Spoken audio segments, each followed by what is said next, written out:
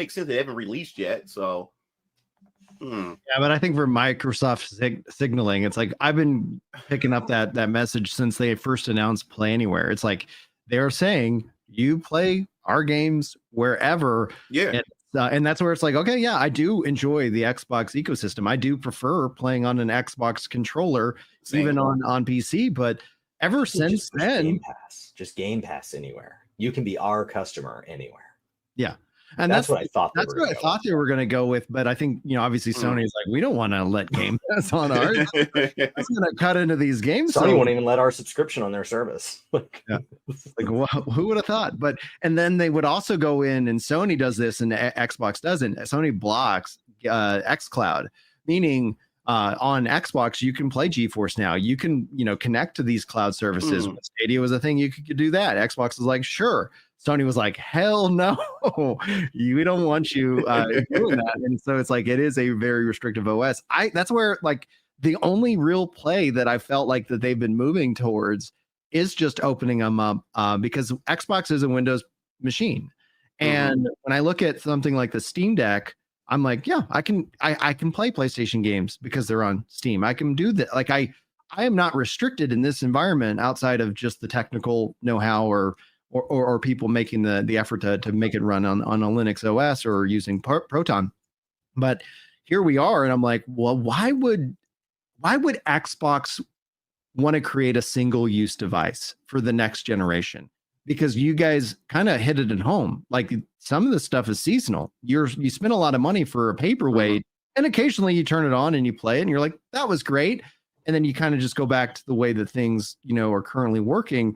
And so I just don't see a huge market for single-use devices outside. Like Nintendo will sell their IP. We know exclusive self-consoles. This isn't saying that anything against that, but I just think that why not open up to Steam? Why not open up to the Epic Game Store? Why not just say, hey, this is a PC and it happens to have a nice streamlined kind of approach to getting into your games, managing your friends lists, and just kind of being that product, because all it would take in my mind is that product to exist to further impact like this mindset that I buy this system just to play this game, and then I play all my other games on everywhere else.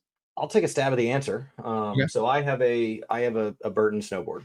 It was $800, something like that, and I had to buy a new set of boots for it. So with boots and bindings, it was like $1,000. I, as a Texan, only use it between 3 and I think the most I've ever used it in a year was like 10 days, 14 days. That's a lot of days on snow for a Texan.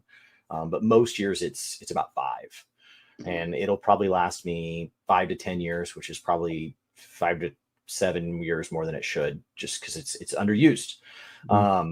And it's expensive. So when you divide it by the number of days, does it really come out ahead of rentals? A little, but mostly I just like that it's mine. And so it's a lot like own your own hardware. It's a lot like own your own hardware. It's a similar price tag over a similar use period, and it is equally hard to explain to a spouse or a friend that isn't into the same hobby as, this is where I took my hard-earned money that was not needed to survive, and I put it. And it's now there, and it doesn't have any value in the resale market, really. It just kind of is what it is. If you now say, hey, we've thought about it, and we are now going to you can just pay $1,000 and have unlimited rentals at every resort anywhere, because we just want people to ski more, right? That is the same mentality that Xbox is following. The logic there is that I will ski more. But the problem with me skiing more is not the equipment. It is the fact that I live in a state that is 100 degrees today. It's far to get to snow. You could but stop collecting my money in order to collect more money isn't going to work out for you. What that's going to result in is now I'm just going to rent boards. They're not going to make $1,000 off me every 5 to 10 years. They're going to make a fraction of that. And Burton's going to go out of business. And that's a loss.